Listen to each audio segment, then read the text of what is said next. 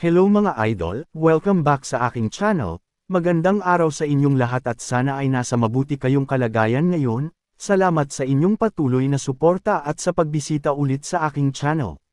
Mabilis na binasa ng ating bida ang mga detalyeng nakasulat sa hawak niyang dokumento kung saan nakilala niya ang biktima na si Zhang Yuro.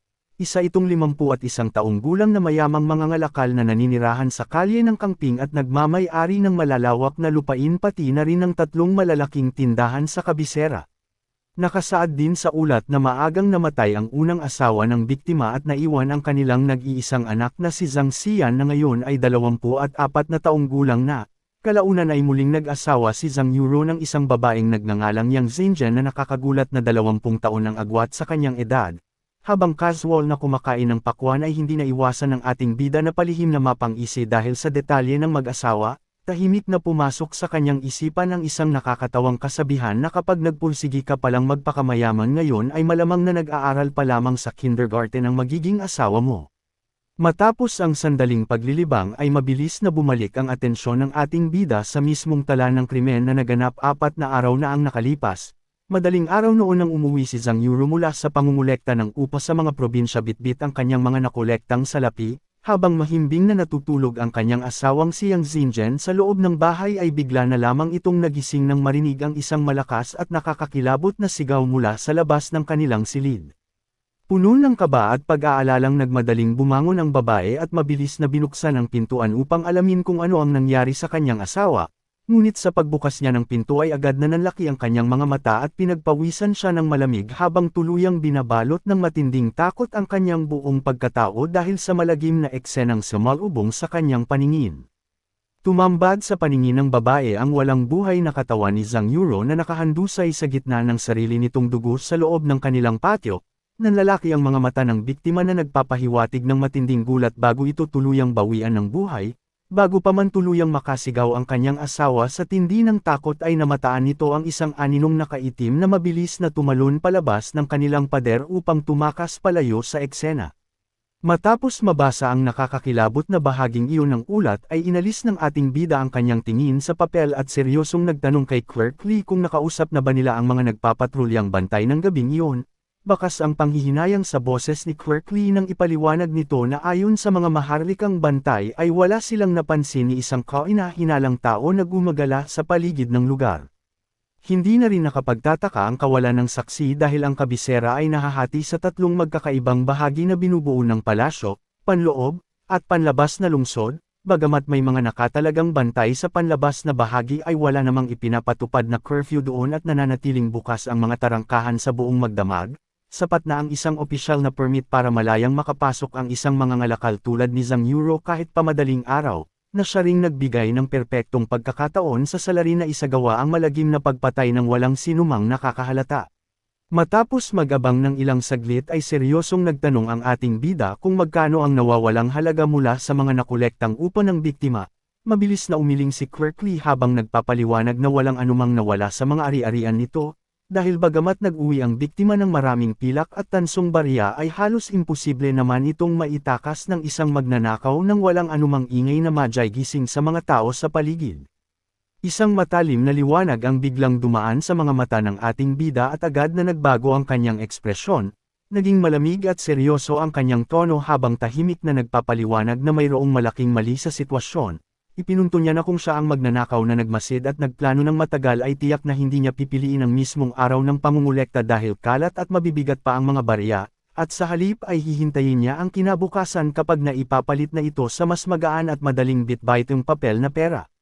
Habang patuloy siyang nag-iisip ay seryosong sumingit si Constable Wang mula sa kabilang panig ng mesa upang formal na hingin ang pinal na pasya ng ating bida tungkol sa pagkakakilanlan ng salarin. Imbes na sumagot ng direkta ay nagpakawala ng isang pilyong ngiti ang ating bida at kalmadong pinigilan ang pagmamadali ng kanyang pinuno. Bago tuluyang ay lahad ang kanyang conclusion ay sadyang itinanong muna niya kung totoo bang may nakitang mga bakas ng paa sa pader ng patio na siyang naging basehan nila upang paniwalaan ang kwento ng byuda na mayroong isang itim na aninong tumakas. Seryosong itinaas ng ating bida ang kanyang hintuturo habang direktang tinatanong si Constable Wang kung bakit mag-iiwan ng bakas ng paa ang salarin sa pader. Naguguluhang sumagot si Constable Wang habang humihigop ng tsaa at sinabing natural lamang na magkaroon ng putik ang sapatos nito dahil mayroong isang malaking taniman ng bulaklak sa tabi mismo ng pader. Matapos marinig ang paliwanag na iyon ay malakas na inihampas ng ating bida ang hawak na dokumento sa ibabaw ng mesa, matalim ang kanyang mga mata nang ipunto niya ang pinakamalaking butas sa ulat na kung totoong nanggaling sa labas ang magnanakaw ay bakit walang kahit isang nakatalang bakas ng paa papasok sa loob ng patio. Upang ipagtanggol ang kanilang imbestigasyon ay mabilis na sumingit si Clerk Lee at nagmungkahi na marahil ay naging maingat lamang ang salarin pagpasok ngunit tuluyang nag-iwan ng bakas ng matarante itong tumakas pagkatapos isagawa ang pagpatay. Kalmadong hinaplos ng ating bida ang kanyang baba habang malalim na inaanalisa ang teoryang iyon at tahimik na inamin na may posibilidad nga itong mangyari, subalit mabilis niyang idinugtong ang isang nakakabahalang katotohanan dahil kung talagang nagawang tumalon ng magnanakaw mula sa labas ng pader at lagpasan ang buong taniman ng bulaklak nang walang iniiwang kahit anong bakas pagpasok ay nangangahulugan lamang ito na ang salarin ay nagtataglay ng isang napakataas at pambihirang antas ng Lightfoot technique. Ipinagpatuloy ng ating bida ang pagdurog sa mga maling akala ng kanyang mga kasamahan. Kalmado niyang ipinaliwanag na kung talagang may ganoong kataas na antas ng Lightfoot technique ang salarin para makapasok ng walang bakas ay wala na itong dahilan para kailanganin pang tumapak sa pader upang makatakas.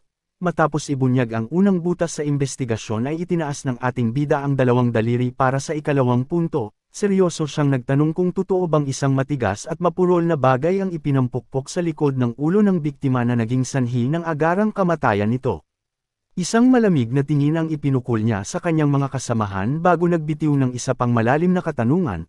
Ipinunto niya na kung talagang isa itong sanay na magnanakaw na handang gumawa ng masama ay bakit pa ito gagamit ng isang mapurol na sandata gayong mas mabilis at mas malinis tapusin ang trabaho gamit ang isang matalim na kutsilyo o espada. Upang ipagtanggol ang kanilang naunang teorya ay nag-alanganin si Clerk Lee at nagmungkahi na marahil ay nagulat lamang ang magnanakaw at hindi naman talaga nito planong pumatay noong una, ngunit bago pa man makasagot ang ating bida ay malakas na inihampas ni Constable Wang ang kanyang kamay sa mesa at pasigaw na sinabing mali ang naisip nito. Pawisan at bakas ang seryosong tensyon sa mukha ng kanilang pinuno nang ipaliwanag nito na ang isang malakas at direktang pukpok sa likod ng ulo na agad kumitil sa buhay ng biktima ay hindi isang aksidente, kundi isang malinaw na patunay ng matinding intensyong pumatay mula pa lamang sa simula. Tahimik na napalunok si Constable Wang habang unti-unting naiisip ang bigat ng tanong ng ating bida kung bakit isang mapurol na bagay ang ginamit ng salarin imbes na isang matalim na armas. Isang kalmado ngunit nakakakilabot na aura ang bumalot sa ating bida habang tahimik na nakaupo sa kanyang silya, at seryosong ipinaliwanag na mayroon lamang isang lohikal na dahilan kung bakit iyon nangyari. Dahil sa oras ng mismong pagpatay ay walang dalang anumang sandata ang salarin. Nang marinig ang direktang konklusyong iyon ay mabilis na nanlaki ang mga mata ni Constable Wang. Pinagpawisan siya ng malamig habang pilit na pinoproseso sa kanyang isipan ang katotohanang walang dalang sandata ang pumatay, na nagpapabagsak sa nauna nilang teorya na isa itong planadong panlalob ng isang propesyonal na magnanakaw. Upang tuluyang tapusin ang maling investigasyon ay inilatag ng ating bida ang ikatlo at huling punto na pinakagumugulo sa kanyang isipan. Mabilis niyang binuklat ang susunod na pahina ng dokumento at itinuro ang isang mahalagang detalye tungkol sa asawa ng biktima. Nakasaad doon na nang dalhin ang pamilya sa tanggapan upang imbestigahan ay bigla na lamang nahimite ang asawang si Zhang Yang matapos itong magtagal sa pagluhod. At nang suriin ito ng manggagamot ay doon lamang nila nalaman ang isang nakakagulat na lihim na siya pala ay kasalukuyang nagdadalang tao. Matapos marinig ang revelasyon tungkol sa pagbubuntis ay agad na nagkomento si Clerk Lee habang bakas ang awa sa kanyang boses. Sinabi nitong napakalungkot isipin na ulila na agad ang bata bago pa man ito tuluyang isilang sa mundo.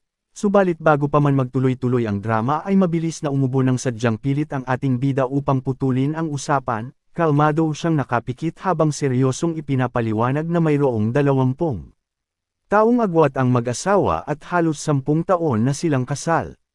Isang matalim na tanong ang iniwan ng ating bida sa kanyang mga kasamahan kung bakit sa loob ng mahabang panahon na iyon ay ngayon lamang biglang nabuntis ang asawa. Nagpatuloy siya sa pagpapaliwanag na kung parehong malusog ang mag-asawa ay imposibleng umabot ng isang dekada bago sila magkaanak maliban na lamang kung sadyang iniiwasan nila ito. At kung mayroon mang problema sa katawan ng isa sa kanila ay lalo namang napakahirap mangyari ng isang biglaang pagbubuntis. Sa kalagitnaan ng matinding katahimikan ay dahan-dahang iminulat ng ating bida ang kanyang mga mata at isang nakakakilabot na ngisi ang gumuhit sa kanyang labi habang nababalot ng asol na liwanag ang kanyang mukha. Malamig at buong kumpiyansa siyang nagbitiw ng isang teorya na marahil ay hindi talaga pag-aari ng namatay na biktima ang batang dinadala ng babae. Nang marinig ang matapang na pahayag na iyon ay halos lumuwa ang mga mata ni Constable Wang sa matinding gulat. Nanginginig ang kanyang daliri habang nakaturo sa ating bida at pasiga na iniutos na ipaliwanag nito ng mas malinaw ang nakakabahalang teoryang iyon.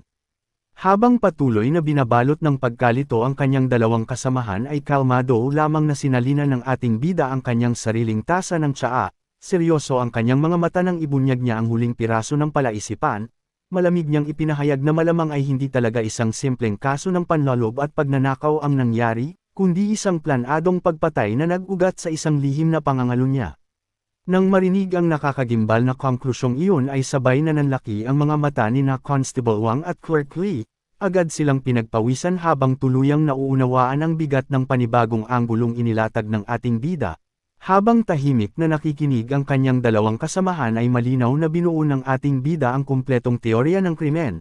Malamig niyang ipinaliwanag na lihim na nakikiapid si Zhang Yang habang wala ang kanyang asawa, at ang kanyang kalaguyo ay maaaring isang lalaki mula sa labas o di kaya ay ang mismong nag-iisang anak ng biktima. Sinamantala ng dalawa ang pagkakataon habang nasa probinsya si Zhang Yuro upang tahimik na magtagpo sa loob ng sarili nitong pamamahay. Ngunit hindi nila inaasahan na masyadong maagang makakauwi ang biktima mula sa pangungulekta ng upa. Galit na binuksan ni Zhang Yuro ang pintuan at tuluyang nahuli sa mismong akto ang kanyang asawa at ang kalaguyo nito na nasa kalagitnaan ng kanilang pagtataksil. Dahil sa matinding gulat at kaba sa pagkakabisto ay mabilis na nauwi sa marahas na komprontasyon ang sitwasyon, sa gitna ng kaguluhan at desperasyon na makatakas ay walang pag-aatubiling dinampot ng kalaguyo ang isang mabigat na plorera o anumang matigas na bagay na malapit sa kanya at buong lakas itong ipinukpok sa ulo ng biktima na naging sanhi ng agarang pagkamatay nito. Matapos ang malagim na insidente ay tuluyang nawala ng buhay si Zhang Yuro sa gitna ng kanyang sariling tahanan, upang maitago ang kanilang kasalanan ay nagmamadaling inayos ni na Zhang Yang at ng kanyang kalaguyo ang pinangyarihan ng krimen bago tahimik na hinayla ang bangkay palabas ng silid at iniwan ito sa gitna ng patio, upang mas maging kapani-paniwala ang kanilang kwento ay sadyang kumuha ang kalaguyo ng isang lumang sapatos na may putik at maingat na. Idiniin ito sa ibabaw ng pader para magmukhang may tumakas na magnanakaw mula sa labas. Pinagpawisan at tila naubusan ng salita sina Constable Wang at Clerk Lee habang pinoproseso ang buong paliwanag ng ating bida na sumire sa lahat ng kanilang naunang teorya. Kalmadong humigop muli ng tsaa ang ating bida bago idinagdag na kung totoong magnanakaw ang may gawa noon ay tiyak na hindi ito aatake sa gabing iyon dahil napakabigat at napakaingay bitbitin ng mga barya at palay na kakolekta lamang ng biktima. Sa halip ay hihintayin ng isang tunay na propesyonal na magnanakaw na may palit muna ng biktima ang mga barya sa mas magaan na salaping papel bago isagawa ang pagnanakaw upang mas mabilis itong maibulsa at maitakas. Malinaw sa sitwasyon na ang tanging dahilan kung bakit nagawang makaiwas ng salarin sa mga nagpapatrulyang bantay ay dahil kabisado na nito ang oras at ruta ng mga ito bilang bahagi ng kanyang matagal ng sikretong pagdalaw sa asawa ng biktima. Tinapos ng ating bida ang paglalahad ng kanyang teorya sa pamamagitan ng pagbibigay linaw sa pinakamapanlinlang na bahagi ng kaso. Kalmado niyang ipinaliwanag na sinamantala ni na Zhang Yang ang katotohanang kapapaningil lamang ng kanyang asawa ng upa upang gamitin ito bilang perpektong palusot, itinanam nila ang ideya ng pagnanakaw sa isipan ng mga nag-iimbestiga upang iligaw ang buong tanggapan palayo sa tunay na motibo ng pagpatay. Namangha ngunit bakas pa rin ang pagdududa sa mukha ni na Clerk Lee at Constable Wang habang tinatanong kung paano niya nagawang husgahan ang buong kaso gamit lamang ang pagbabasa sa isang simpleng dokumento. Isang kalmadong tawa lamang ang isinagot ng ating bida bago nilinaw na ang lahat ng iyon ay mga hinuha lamang base sa mga hindi nagkakatugmang detalye ng kaso at kailangan pa rin nila itong patunayan, subalit hindi pa rin matahimik si Constable Wang kaya seryoso nitong tinanong kung bakit itinuturo ng ating bida ang mismong anak ng biktima bilang posibleng kalaguyo. Naging matalim at nakakakilabot ang mga mata ng ating bida nang marinig ang tanong na iyon. Ipinatong niya ang kanyang baba sa ibabaw ng kanyang pinagsalikop na mga kamay bago inilatag ang unang dahilan. Seryoso siyang nagpaliwanag na sa sinumpaang salaysay ng anak na si Zhang Xian ay iginiit nitong gising pa siya at nagbabasa ng mga libro sa loob ng study room ng gabing iyon.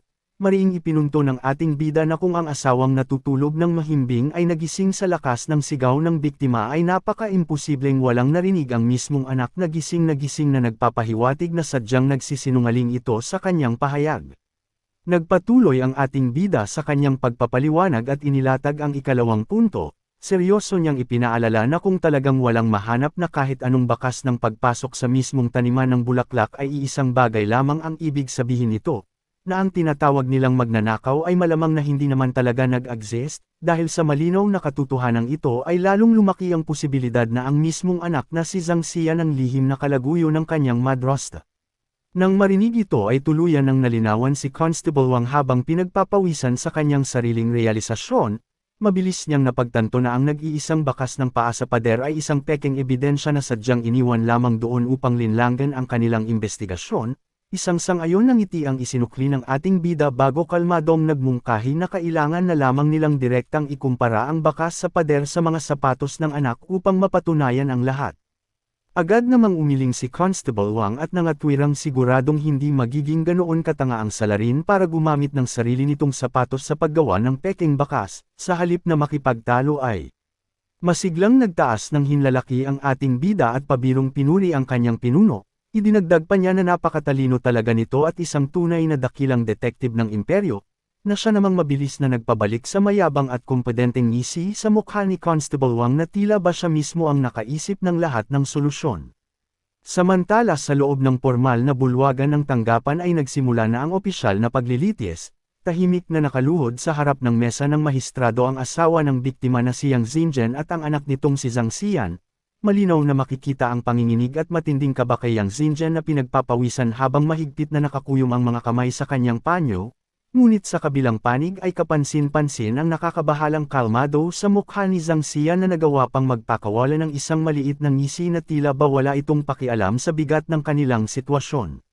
Sa harapan ng dalawa ay matikas na nakaupo si Mahistrado Zhu na walang pag-aatubiling inihampas ang kahoy na blok sa kanyang mesa na lumikha ng isang malakas at nakakabinging ingay upang patahimikin ang buong bulwagan. Ang opisyal na ito ay kilala sa pagkakaroon ng katamtamang kakayahan sa trabaho at madaling uminit ang ulo lalo na sa kanyang mga tauhan, subalit sa likod ng kanyang madalas na pagmumura ay nananatili pa rin itong may mabuting konsensya at hindi kailanman ng aabuso ng mga ordinaryong mamamayan. Bakas ang matinding galit at awtoridad sa nagdidilim na mukha ni Mahistrado Zhu habang matalim na nakaturo sa dalawang sospek sa kanyang harapan. Gamit ang isang malakas at nagbabantang boses ay diretsyong inakusahan ng mahistrado ang dalawa at mariing iniutos na ipagtapat na nila ang buong katotohanan kung paano nila pinaslang si Zhang Yuro, tahimik na naghihintay ang buong paligid kung sino sa dalawa ang unang bibigay sa ilalim ng matinding pressure ng batas. Mabilis na nagpanggap bilang isang inosenteng biktima si Zhang Xian at may halong inis na tinanong si Mahistrado Zhu kung bakit nito pinaghihinalaan na kaya niyang paslangin ang sarili niyang ama. Subalit hindi man lang natinag ang mahistrado at matalim lamang na pinandilatan ang sospek habang halatang nairita sa ginagawa nitong pagmamaang-maangan. Bumalik ang isipan ni Mahistrado Zhu sa mga kaganapan kani-kanina lamang kung saan nagmamadaling pumasok si Constable Wang sa kanyang silid. Tagaktak ang pawis at tila labis na nasasabik ang pinuno ng mga bantay ng buong pagmamalaking ibalita nito na mayroon na siyang malinaw na solusyon sa kaso ng pamilya Zhang kaya agad itong humingi ng opisyal na pahintulot upang dakpin ang salarin. Ngunit sa halip na matuwa ay sarkastikong tinitigan lamang ni Mahistrado Zhu si Constable Wang habang tahasang sinasabi na alam niya ang tunay na kakayahan ng kanyang mga tauhan. Walang pangingiming ininsalto ng mahistrado ang pangkat nito na magagaling lamang kapag nangongolekta ng suhol ngunit tila mga asong walang silbi kapag nasa tunay na trabaho na. Habang pilit na nagpapaliwanag ang pinagpapawisang si Constable Wang ay seryosong ibinaling ni Mahistrado Zhu ang kanyang tingin sa gilid ng silid. Kalmado at buong diin niyang nilinaw na hindi siya naniniwala sa biglaang talino ni Constable Wang kundi mas nagtitiwala siya sa taong tunay na nag-iisip at nagmamanipula ng investigasyon mula sa likuran. At sa eksaktong sandaling iyon ay tahimik lamang na nakatayo ang ating bida sa likod ng isang kahoy na harang habang lihim na pinapakinggan ang buong paglilitis. Mula sa isang madilim na sulok ng bulwagan ay matikas at kalmadong nakasandal ang ating bida habang tahimik na pinagmamasdan ang takbo ng paglilitis. Batid ng mahistrado na ang lalaking nasa likuran niya ang mismong lumutas sa malaking kaso ng nawawalang buwis kaya buo ang tiwala. nito sa inilatag na teorya. Matapos ang isang pilit na pag-ubo upang kunin ang atensyon ng lahat ay seryosong binalingan ni Maestrado Zhu si Zhang Xian upang alamin kung nasaan ito nang mangyari ang krimen. Walang pag-aalinlangang sumagot ang huli na nasa loob lamang siya ng kanyang silid-aklatan. Agad na nagtanong ang Maestrado kung bakit hindi ito natutulog kasama ng kanyang sariling asawa ng mga oras na iyon. Katulad ng inaasahan ay idinahilan ni Zhang Xian na abala siya sa pagbabasa ng mga ulat sa pananalapi. At nang hingan siya ng saksi upang patunayan ang kanyang alibay ay mabilis siyang nangatwiran na imposible iyon dahil nangyari ito sa kalagitnaan ng gabi. Isang matalim at nakakakilabot na tingin ang ipinukol ni Maestrado Zhu bago biglang ibinaling ang kanyang atensyon sa nanginginig na si Zhang Yang. Nang walang anumang pag-aatubili ay diretsang itinanong ng Maestrado kung bakit bigla na lamang itong nagbuntis gayong 10 taon na silang kasal at walang naging anak sa namatay na biktima. Bago pa man makaganti ng sagot ang babae ay ibinagsak na ni Maestrado Zhu ang pinakamabigat na akusasyon, na tahasang sinasabing nagkaroon sila ng lihim na relasyon ng mismong anak ng biktima at magkasabwat sa ginawang pagpaslang kay Zhang Yuro. Sa sandaling iyon ay tuluyang nanlaki ang mga mata ni Zhang Yang at Zhang Xian sa matinding gulat habang unti-unting gumuguho ang kanilang maingat na inilatag na kasinungalingan. Mabilis na humagulgol si Zhang Yang habang nakaluhod sa sahig at pilit na ipinagtatanggol ang kanyang sarili. Umiiyak niyang idinahilan na matagal na siyang may mahinang pangangatawan at matapos ang ilang taon ng paggagamot ay saka lamang siya biniyayaan ng anak kaya labis siyang nasasaktan sa paratang na magagawa niyang patayin ang kanyang sariling asawa. Habang pinapanood ang tagpong iyon mula sa likod ng harang ay hindi napigilan ng ating bida na mapabuntong hininga at palihim na mapangiwi. Sa isip-isip niya ay malabong mapaamin ang mga sospek kung ganoon lamang kadirekta at walang diskarte ang paraan ng pagtatanong ni Maestrado Zhu. Upang putulin ang pag-iinarte ng babae ay malakas na inihampas ni Maestrado Zhu ang kahoy na blok sa kanyang mesa. Seryoso niyang binalikan ang unang pahayag ni Zhang Yang na nakakita ito ng isang itim na aninong tumakas sa ibabaw ng pader matapos ang krimen. Kasunod nito ay binitiwan ng Maestrado ang isang matalim na katanungan kung bakit walang nakitang kahit anong bakas ng paa o nasirang halaman ng mga bantay sa mismong taniman ng bulaklak na dinaanan umano ng magnanakaw. Agad na namutla at nautal si Zhang Yang sa tindi ng kaba dahil sa hindi inaasahang butas sa kanyang kwento. Nang makita ang pagkaipit ng babae ay mabilis na sumingit si Zhang Xian upang ipagtanggol ito. Galit nitong iginiit na walang kinalaman ang kanyang ina kung paano nakapasok ang salarin, at tahasang inakusahan ang tanggapan na sa pilitan lamang silang sinisisi bilang mag-ina dahil sa kakulangan ng mga opisyal na lutisin ang kaso. Sa pagkadinig ng salitang mag-ina mula sa bibig ng sospek ay halos samuka ng dugo ang ating bida sa likod ng harang dahil sa matinding pandidiri sa patuloy na pagpapanggap at kay-abangan ng dalawa. Dahil sa patuloy na pagmamatigas ni Zhang Yang at Zhang Xian ay tuluyan nang nawala ng pasensya si Maestrado Zhu. Mabilis niyang inilabas ang isang tatak ng pagpaparusa at buong lakas na iniutos sa kanyang mga tauhan na simulan na ang pagpapahirap sa dalawa upang pilitin silang umamin. Sa kabila ng banta ng sakit ay hindi nagpatinag si Zhang Xian at buong kapalalang hinamon ang Maestrado. Ipinagyabang nito na ang kanyang tiyuhin ay isang opisyal sa Rights Ministry na may titulong Jishishang, at nang ahas pa itong itanong sa Maestrado kung hindi ba ito natatakot na makatanggap ng isang formal na reklamo o impeachment dahil sa kanyang ginagawa. Sa mundong ito, ang mga may titulong Jishishang ay kilala bilang mga opisyal na nagmamalaki sa kanilang sarili bilang bahagi ng malinis at matuwid na sektor ng pamahalaan. Sila ay itinuturing na mga asong ulol na handang kumagit at magpakalat ng anumang akusasyon sa sinumang hindi nila magustuhan, at ang kanilang pangunahing kapangyarihan ay ang pagpapadala ng mga formal na sulat para ipa-impeach ang sinumang opisyal na humahadlang sa kanilang mga interes. Bagamat alam ni Maestrado Zhu ang panganib na dala ng ganitong uri ng impluwensya, ang paghamon ni Zhang Xian ay isang direktang insulto sa kanyang awtoridad bilang pinuno ng tanggapan. Tuluyan nang nagdilim ang paningin ni Maestrado Zhu nang marinig ang hayagang pagbabanta ni Zhang Xian sa loob mismo ng kanyang bulwagan. Gigil na gigil niyang itinuro ang sospek at buong lakas na inutos sa kanyang mga tauhan na bigyan ito ng 20 hampas ng kahoy bilang parusa sa pambabastos nito sa awtoridad ng tanggapan. Ngunit sa likod ng emosyonal na desisyong ito ay may isang malaking panganib na nagbabadya. Kung sakaling mauwi sa pisikal na pagpapahirap ang paglilitis at pilit na mapaamin si Zhang Xian ay tiyak na gagamitin ito ng kalaban para makatakas. Sa sandaling umabot ang kaso sa mataas na hukuman ay madali itong mababaligtad ng kanyang tiyuhin mula sa Jishishang, at sa halip ay maaari pang makasuhan si Maestrado Zhu ng pang-aabuso upang makakuha lamang ng isang pekeng testimonya. Batid ng ating bida ang nakakubling patibong na ito kaya hindi na siya nag-aksaya pa ng oras, tahimik siyang lumapit sa likuran ng isang opisyal na abala sa pagsusulat sa gilid ng bulwagan at mahinang tinapik ito sa balikat para kunin ang atensyon nito. Laking gulat ng opisyal nang lumingon ito at makita ang ating bida na palihim na nagtatago sa likod ng isang kahoy na harang. Bago pa man tuluyang makapagtanong ang opisyal kung bakit siya naroon ay kalmado nang nagbigay ng direktiba ang ating bida, bakas ang isang kompetenteng ngiti sa kanyang mukha habang mahinang ibinubulong na iparating agad kay Maestrado Zu na pansamantalang itigil muna ang paglilitis. Dahil sa mga oras na iyon ay mayroon na siyang naisip na isang napakagandang plano para tuluyang durugan ang kay-abangan ni Zhang Xian nang hindi gumagamit ng dahas. Samantala sa loob ng isang madilim at tahimik na silid ng tanggapan ay nanatiling nakakulong si Zhang Yang, bakas ang matinding pagkabalisa sa kanyang mukha habang pinagpapawisan at mahigpit na nakakuyom ang mga kamay sa kanyang panyo. Pilit niyang inaanalisa sa kanyang isipan kung ano ba talaga ang plano ng mga opisyal at bakit siya iniwan doon ng mag-isa nang walang anumang paliwanag. Ngunit bago pa man siya tuluyang kainin ng kanyang kaba ay biglang bumukas ang pintuan na naging dahilan upang mabilis siyang mapalingon. Mula roon ay pumasok ang ating bida na may bitbit na isang lalagyan ng tsaa at kalmadong ngumiti bago sinabihan si Zhang Yang na huwag masyadong kabahan dahil gusto lamang niya itong makausap ng masinsinan. Habang inilalapag ang tsaa ay casual na nagpakilala ang ating bida at pabirong sinabi na maaari siyang tawaging Sir Shu ng babae. Subalit dahil sa kakaibang dayuhan na terminong ginamit nito ay lalong naguluhan si Zhang Yang, bakas ang pagtataka sa kanyang paisang mukha habang mahinang inuulit ang narinig nitong pangalan na tila ba hindi niya lubos maintindihan kung sino ba talaga ang kaharap niya. Upang mas mapalagay ang loob ng ginang ay kalmadong sinalina ng ating bida ng tsaa ang tasa ni Zhang Yang.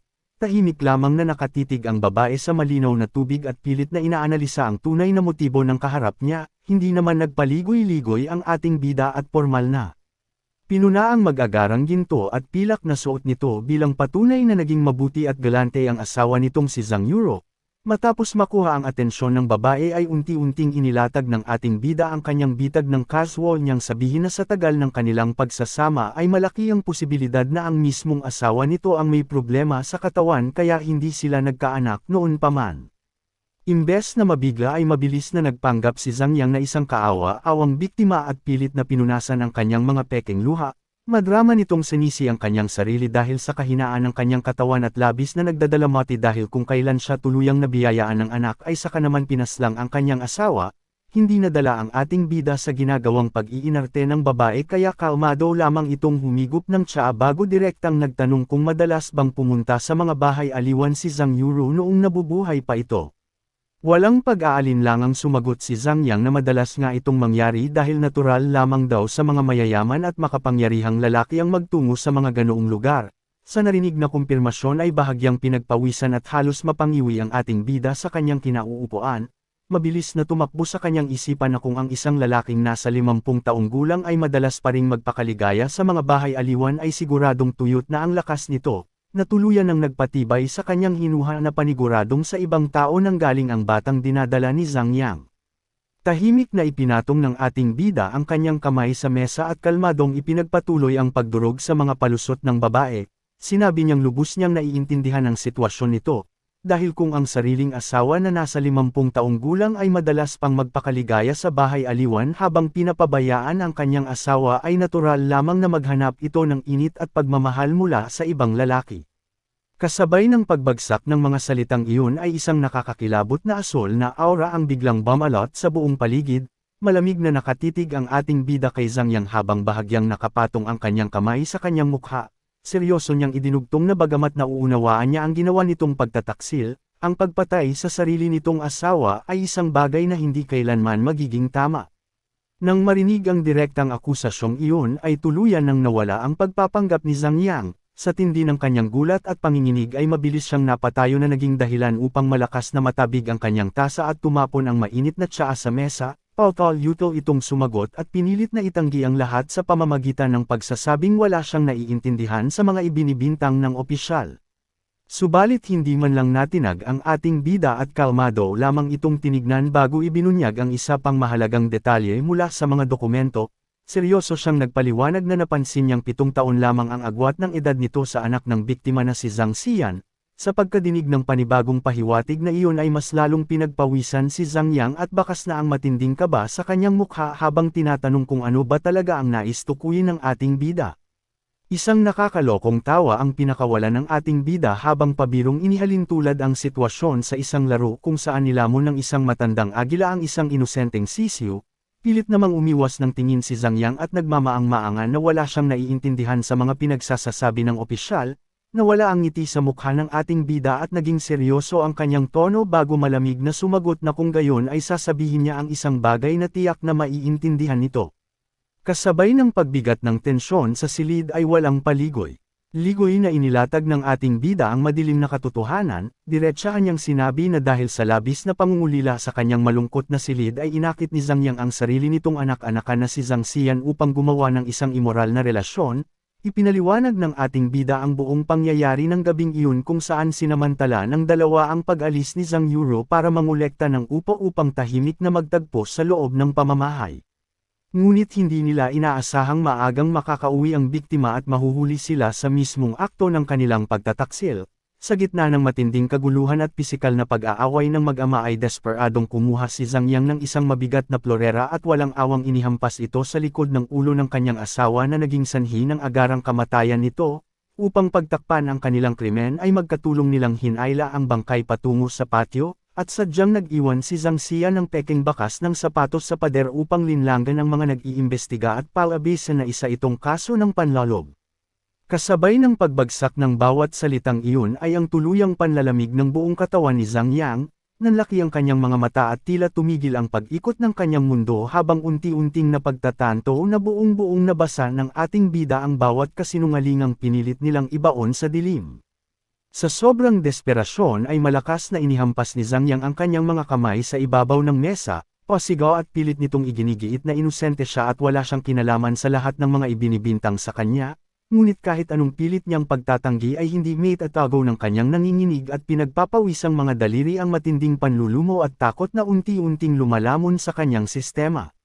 Taliwas sa pagwawala ng babae ay nanatiling tahimik at kalmado ang ating bida, isang nakakakilabot at mapanuksong ngisi ang gumuhit sa kanyang labi habang malamig na nagtanong kung hindi ba ito nagtataka kung bakit alam niya ang bawat detalye ng krimen ng ganoon kalinaw.